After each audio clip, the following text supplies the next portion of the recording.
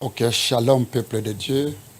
Merci de nous rester fidèles. Nous savons que vous êtes nombreux à écouter, à attendre votre émission et surtout la suite de ce programme de bénédiction, ce programme de 10 jours, les 10 secrets ou les 10 règles pour sortir champion dans une compétition. Que Dieu vous bénisse partout où vous êtes. Vous avez la grâce de Dieu. Nous voulons partager avec vous cette grâce. La Bible dit, les brebis connaissent la voix du berger. Nous ne sommes qu'une simple sentinelle pour sonner la trompette. Mais Dieu vous connaît à travers son plan, à travers son élection. Il savait, il est maître des temps et des circonstances. Qu'en ce moment, vous seriez là en ligne. Qu'en ce moment, vous devriez découvrir ce mystère, ce secret, ces 10 règles, ces 10 secrets pour sortir champion dans une compétition. La fois passée, nous vous avons dit que la vie humaine est un combat. La vie humaine est une compétition.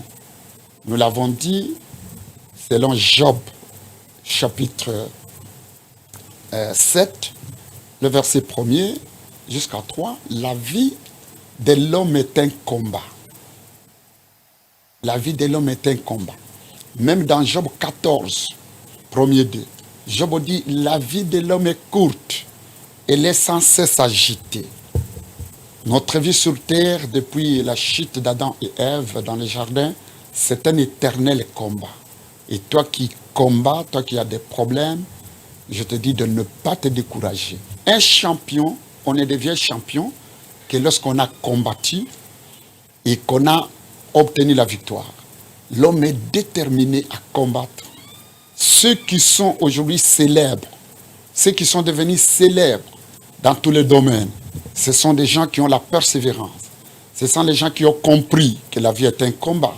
Ce sont les gens qui ont combattu, qui n'ont pas lâché. Et je vous encourage, vous aussi. Mais pour que ces gens-là réussissent, ils ont toujours besoin d'un guide, d'un coach. C'est ce que nous avons donné dans 2 Timothée 5, 2 Timothée 2, 5, 4 jusqu'à 7. 2 Timothée 2, 4 jusqu'à 7. Pour avoir la couronne, vous devez combattre selon les règles. Et nous avons montré que la première règle, c'est d'avoir un coach. Le premier secret pour réussir dans la vie, c'est d'avoir un entraîneur. Et un bon entraîneur, dans tel domaine où tu t'engages, tu as besoin d'un entraîneur. Tu as besoin d'un coach expérimenté dans ce domaine-là. Et si tu suis les règles qu'il va te donner, lui-même étant la première règle, tu vas réussir. C'est ce que nous avons dit à propos de Esther. Dans Esther chapitre 2, cette jeune fille orpheline est devenue reine après les combats. Et parce qu'elle a eu des coachs, elle a eu Égaï, elle a eu Mardoché, qui l'ont encadré, qui lui ont montré comment accéder à la royauté. Dans tous les domaines, il y a toujours un expérimenté. Quelqu'un qui peut donner des repères. Beaucoup de gens échouent parce qu'ils ont de mauvais coachs. Ils ont une mauvaise influence. Ils s'attachent à des personnes qui ne peuvent rien apporter dans leur vie. Ils suivent les conseils des méchants. David dit dans Psaume 1er jusqu'à 3, heureux celui qui ne marche pas selon les conseils des méchants. Celui qui a trouvé un bon conseiller, il est comme l'arbre qui donne le fruit à chaque saison. Alors, nous avons dit que nous étions en train d'organiser un jeûne de 10 jours pendant ce 10e mois. Parce qu'Esther est entrée dans les principes de Dieu. Dieu parle aussi à travers des chiffres. Je vous ai dit que Daniel est devenu champion avec ses collègues lorsqu'ils ont fait un jeûne de 10 jours.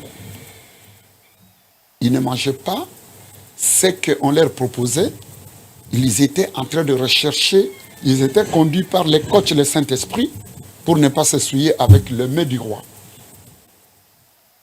Et nous sommes en prière de 10 jours. Depuis que nous avons annoncé ce thème pour que tu deviennes champion, comme les coachs, nous sommes heureux d'avoir obtenu beaucoup de témoignages alors que nous ne sommes pas encore arrivés au bout. Même toi qui viens de nous suivre, tu dois être connecté et tu arriveras au même résultat. Alors nous avons pris les deux. Nous sommes aujourd'hui au 5e secret. Nous allons vous rappeler les autres secrets, vous qui n'avez pas été connectés, qui n'êtes pas allés à Kigoma 135 dans la commune de Kinshasa. Nous allons vous rappeler cela. Nous allons vous aider. Alors, pour donner les 4 secrets pour être champion, si réellement tu veux réussir, si réellement tu veux être champion, ne rate pas. Prends ton stylo, note cela, ou bien réécoute cette émission. Fais écouter aussi aux autres que vous voulez qu'ils réussissent. Dieu nous a créés, dans tous les domaines, il y a des combats. Mais il ne faut pas lâcher. Tes soucis, tes pleurs ne termineront pas ce combat-là. Il faut être homme, c'est savoir s'en sortir. Il faut que tu t'en sortes. Nous voyons aujourd'hui la deuxième partie. Nous voulons lire dans 2 Rois. 2 Rois, chapitre 4, le verset 1er jusqu'à 7. Il s'agit de l'histoire d'une femme. Une femme d'entre les femmes de fils de prophète cria à Élisée en disant, « Ton serviteur, mon mari, est mort. Et tu sais que ton serviteur craignait l'Éternel. Et or, le créancier est venu pour prendre mes 2 enfants et en faire des esclaves. » C'est grave. Élisée lui dit, « Que puis-je faire pour toi? Dis-moi, qu'as-tu à la maison? » Elle a répondu, « Ta servante n'a rien du tout à la maison qu'un vase d'huile. » Et il dit, « Va demander au dehors des vases chez tous les voisins, des vases vides, et n'en demande pas en petit nombre. Quand tu seras rentré, tu fermes la porte sur toi et tes enfants, tu verseras dans tous ces vases et tu mettras de côté ceux qui seront pleins. » Alors, elle le quitta. Elle ferma la porte sur elle et sur ses enfants. Il lui présentait les vases et elle le versait. Lorsque les vases furent pleins, elle dit à son fils, « Présente-moi encore un vase. » Mais il lui répondit, « Il n'y a plus de vase. » Et lui, il s'arrêta. Elle alla le rapporter à l'homme de Dieu et il dit, « Va prendre l'huile et paye ta dette et tu vivras, toi et tes fils, de ce qui restera. » Voilà. Ici, c'est un challenge aussi. C'est une compétition. Cette femme a un problème. Son mari est mort. Elle est restée avec ses 2 enfants. Et le mari a laissé des créanciers. C'était un homme de Dieu. Il craignait Dieu. Mais dans le monde, il y a toujours des problèmes. Que vous soyez en politique, que vous soyez commerçant, que vous soyez un homme de Dieu, il y a toujours des problèmes. La vie est parsemée de problèmes. La vie est un combat. Et cette femme, mis à part le combat de la perte de son mari, il y a aussi les créanciers qui poursuivent la femme. Tu donnes les dettes contractées par ton mari. Dans le cas contraire, je prends les 2 enfants qui sont restés, les orphelins, et j'en fais des esclaves. Quel grand problème, quel défi, quel challenge, quelle compétition. C'est dans des temps difficiles comme ça que se révèlent des champions. Et cette femme savait qu'il y avait un coach. La première règle, c'est qu'elle a fait le premier pas. Elle est allée chercher un conseiller. Que dois-je faire face à ces combats? Tu as des problèmes. Chez qui vas-tu prendre des conseils Et elle est allée chez Élisée, qui était une référence, qui était la grâce de Dieu, qui avait l'onction de Dieu, pour aller poser son problème. Ça, c'est le premier secret. Pour que tu deviennes champion ou championne. Qui consultes-tu? Qui est ton conseiller? Qui te pousse, qui te conseille, qui t'encadre dans tout ce que tu fais là? Si tu as un mauvais entraîneur, les résultats suivront. Ou alors, tu as un bon entraîneur, mais tu ne suis pas. Alors, quand elle est allée là-bas, première règle, avoir un coach, un guide. Deuxième secret de cette femme pour qu'elle réussisse, parce qu'elle a réussi. Elle a payé toutes les dettes et elle est restée avec l'huile. Elle est restée championne. Elle a vaincu les créanciers, elle a terminé les dettes. Elle a sauvé ses enfants et elle s'est sauvée elle-même aussi. Cette femme est courageuse. Le deuxième secret de cette femme, Élisée lui dit, qu'as-tu? Qu'est-ce que tu as? Pour que tu réussisses dans la vie, tu devrais connaître ton don ou ta grâce. Lorsque Dieu nous crée, il nous donne des dons. Nous avons des dons différents. Romains 12, 1er jusqu'à 8. Ne vous conformez pas au siècle présent. Il faut que chacun connaisse son don. Nous sommes différents. C'est ce don-là, cette grâce-là qui sera encadrée. Il y en a qui ont échoué. Ils ont embrassé des options, des facultés par fantaisie. Ils ne savent pas quelle est leur capacité. Or, cet enfant, depuis sa naissance, nous voyons qu'il a la capacité de dessinateur. Il est né avec, il est élancé, il peut être un bon athlète. Mais c'est celui-ci de petite taille qui fait le basketball. Et l'élancé là, je ne sais pas ce qu'il fait. La femme connaissait les dons. Le deuxième secret, c'est reconnaître la grâce que tu as. Reconnais la grâce. Reconnais quelqu'un qui a la grâce. Lorsqu'on néglige la grâce, on ne peut qu'échouer. Dieu a mis en toi quelque chose. Si tu reconnais cela et tu exploites, tu verras la gloire de Dieu. Mais il y en a qui négligent ce que Dieu a mis en eux. Quand tu négliges, tu n'as rien. Celui qui a connu le don doit saisir ces dons-là. Il faut saisir les dons. Saisir les dons, protéger ces dons-là, et tu arriveras à la solution.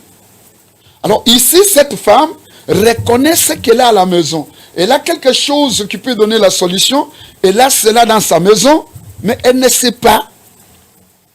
Elle ne sait pas comment faire ça. Quand tu reconnais cela, tu seras sauvé. Job était malade. Mais il y reconnaissait. Job 19, 1er 27. Job dit, mon Rédempteur est vivant. 19 jusqu'à 23. Il se lèvera le dernier. Malgré les difficultés que Job avait, sa maladie, mais Job reconnaissait qu'il avait Dieu dans son corps. Il a cru en Dieu. Il avait la puissance de Dieu. Et Job n'a pas paniqué. Il a fait confiance à ce qu'il avait. Ce que tu as, la capacité que tu as, le talent que tu as, te permet de réussir. Mais il faut que tu fasses confiance à cela. Tu ne dois pas imiter aveuglément les autres. Tu ne dois pas te laisser influencer par ce que les autres font, ou tu n'as pas de don et tu veux faire ça. Et tu minimises ce que tu as. Troisième secret, il faut ramasser ces dons-là. Les dons que tu as, il faut le ramasser. Voilà. Pour que Goliath tombe, pour que David puisse tuer Goliath, 1 Samuel 17, 39 jusqu'à 51, il est allé ramasser la pierre qu'on a rejetée. Beaucoup de gens ont rejeté leur capacité. Ils n'ont pas mis en valeur leur capacité. Là où il est fort, il néglige ça. Lorsqu'il vendait seulement des épices, il avait beaucoup d'argent. Mais il trouve que c'est dégradant de vendre ça. Il va embrasser autre chose. Là où ce n'est pas son don. Et ici, dans les combats, David vient, il trouve que Israël, qui était un peuple de Dieu, qui devait se référer à Dieu, a rejeté le principe de Dieu. Saoul a rejeté Dieu. Et David est venu, il a ramassé la pierre. Cette pierre-là qu'on a rejetée, 1 Pierre 2, 6, 9, représente Christ, qui est la grâce de Dieu pour l'humanité. Vous trouvez même une grande église, cet homme avait la grâce. Il faisait beaucoup de choses avec Dieu, mais il a rejeté la grâce. Il a rejeté Jésus, il embrasse autre chose. Il est dans des flatteries, dans des futilités. C'est pour cela qu'il ne peut plus réussir. Il est en train de s'effacer. Celui qui rejette la parole de Dieu, qui rejette la grâce de Dieu, qui ne donne pas de la valeur à cela, il a déjà échoué. C'était une grande église, maintenant il n'y a plus rien. Parce qu'il a rejeté la crainte de Dieu. Et David va prendre cette pierre-là, laver la pierre et mettre la pierre dans sa gibecière. Il faut protéger, quatrième secret, protège les dons. Il faut protéger ces dons-là. Protéger signifie entretenir la capacité que tu as. Tu as un guide, tu reconnais la capacité, ne rejette pas cela, ramasse cela et tu protèges cela. Tu entretiens les dons que tu as. L'entretien ou le soin donne de la valeur à quelque chose. Même un bel habit qui n'est pas entretenu, il tombe. Un véhicule qui est mal entretenu tombera en panne. Tu as besoin d'entretenir. C'est pourquoi cette femme ici, Élisée lui dit comme coach, qu'est-ce que tu as? J'ai de l'huile. Mais cette femme a la grâce parce qu'elle a gardé le peu d'huile là. Elle a entretenu dans un vase. Voilà. Elle a entretenu cela. Et le coach lui dit, maintenant, le cinquième principe pour que tu sortes championne, tu dois dispenser cette grâce. Tu dois vivre de cette grâce. Tu dois mettre cette grâce en valeur.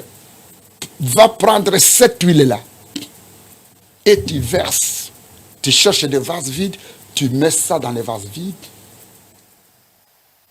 Tu verras. Tu as la grâce de Dieu. Tu gardes la grâce. Tu protèges la grâce. Et tu mets la grâce en œuvre. Là où on a besoin de toi, c'est que tu as là. Tu aides les autres. Tu travailles avec ça. Tu verras ta valeur. Mais tu as une grâce. Dieu t'a donné la voix. Tu ne sais pas comment arranger cette voix-là. Tu ne sais pas comment chanter. Mais ceux qui ont gardé la grâce, et ils ont mis la grâce en œuvre, la grâce a payé. Il faut vivre de la grâce, signifie exploiter les dons. Les dons doivent travailler là où il est don. C'est l'huile ici qui a aidé cette femme à payer les dettes. Tu as quelque chose que Dieu a mis en toi. Que fais-tu de la place à côté de cet homme-là cet homme-là qui est une grâce pour toi, au lieu que tu profites de sa connaissance, de son expérience, tu le rejettes, tu les combats, tu les calomnies. Notre pays, la RDC, c'est une grâce. C'est une grâce, nous pouvons sortir des champions. Mais que faisons-nous de ce pays? Que faisons-nous de toutes ces richesses? Tu es un bon cultivateur. Tu as des forêts là-bas. Tu peux cultiver. Tu rejettes ça. Tu dis, je dois aller en ville. Et tu viens en ville, tu n'as aucune connaissance de la ville, tu commences à trimer. Pourquoi ne pas aller ramasser cette grâce? De faire l'agriculture et de vendre cela. Tu peux acheter des maisons et faire autre chose. Donc la distraction nous amène à des difficultés. Cette femme est un exemple à suivre. Vivre de la grâce. C'est un exemple à suivre. Elle n'est pas allée faire la prostitution. Cette femme. Elle n'est pas allée voler. Elle est allée rechercher un coach. Et quand elle a trouvé le coach, elle a suivi ça. Qu'est-ce qui ne permet pas aux gens d'exploiter leur grâce? C'est souvent l'orgueil. Moi, je ne peux pas faire ça. Je suis belle, mon mari est mort, mes enfants ne doivent pas être ça. Je ne peux pas vendre de l'huile. Moi, je fais l'impudicité. Et là, tu attrapes une maladie. Et là, tu as des problèmes. Mais cette femme, donc il faut, pour mettre en valeur, pour vivre de la grâce, il faut bannir l'orgueil. Dieu résiste aux orgueils. Celui qui est orgueilleux ne sera jamais champion. Demandez à ceux qui ont réussi aujourd'hui, qui sont devenus des champions. Vous verrez leur début. Il y en a qui ont commencé à vélo. Il y en a qui ont commencé à couper des herbes. Il y en a qui ont commencé à zéro. Ils sont devenus des héros. Mais les orgueilleux. Il n'a rien, mais il se prévaut de tout. Moi, je ne peux pas faire ça. Moi, je ne peux pas faire ça. Mais qu'est-ce que tu as? Qu'est-ce que tu peux faire? Si nous bannissons l'orgueil, et si nous reconnaissons la grâce, notre talent, nous serons champions. Et si nous écoutons des conseils comme celui-ci, nous avons déjà réussi. Tu es capable de faire des choses, mais tu ne les fais pas par orgueil. On dira ceci. Mais qu'est-ce qu'on dira? Tu as la force de laver des motos. Tu as la force d'être un bon maçon. Mais tu ne veux pas. Tu as la force de faire cela.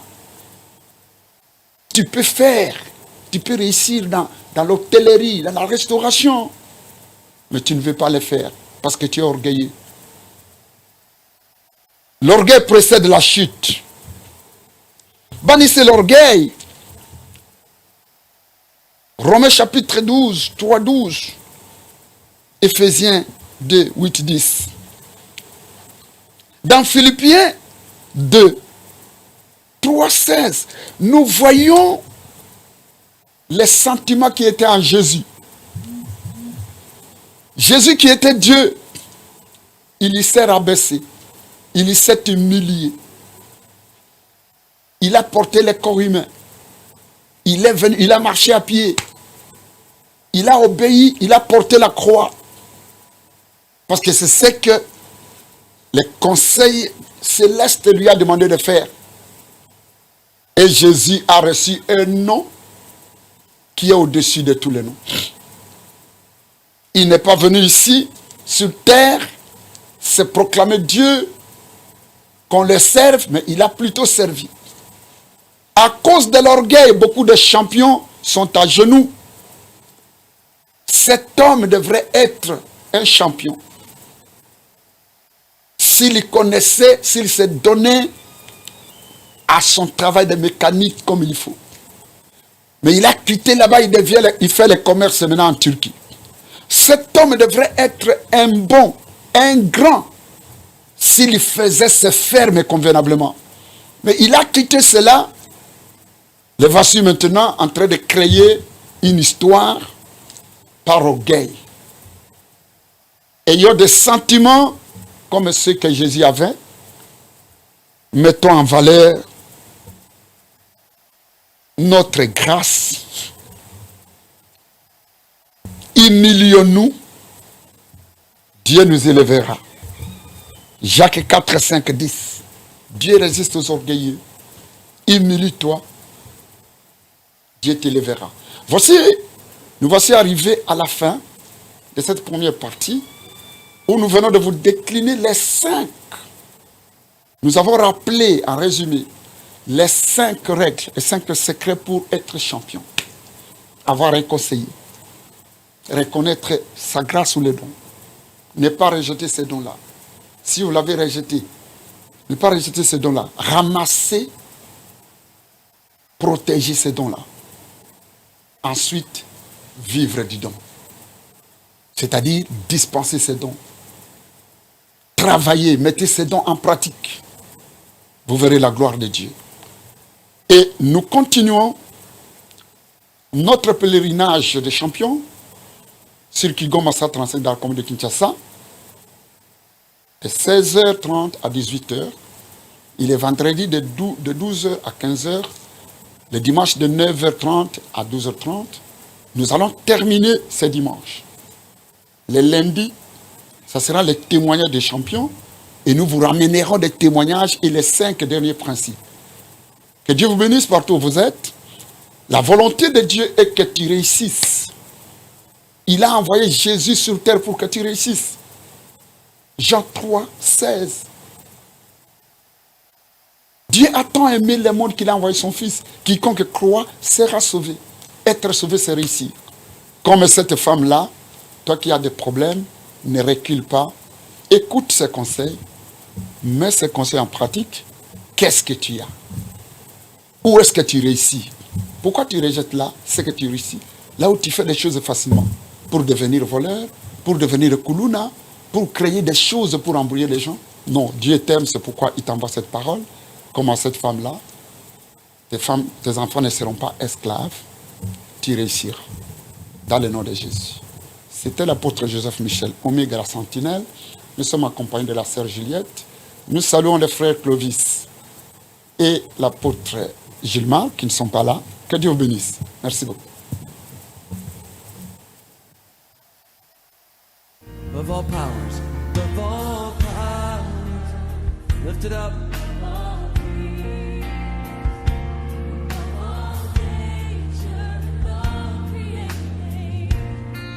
Of all wisdom.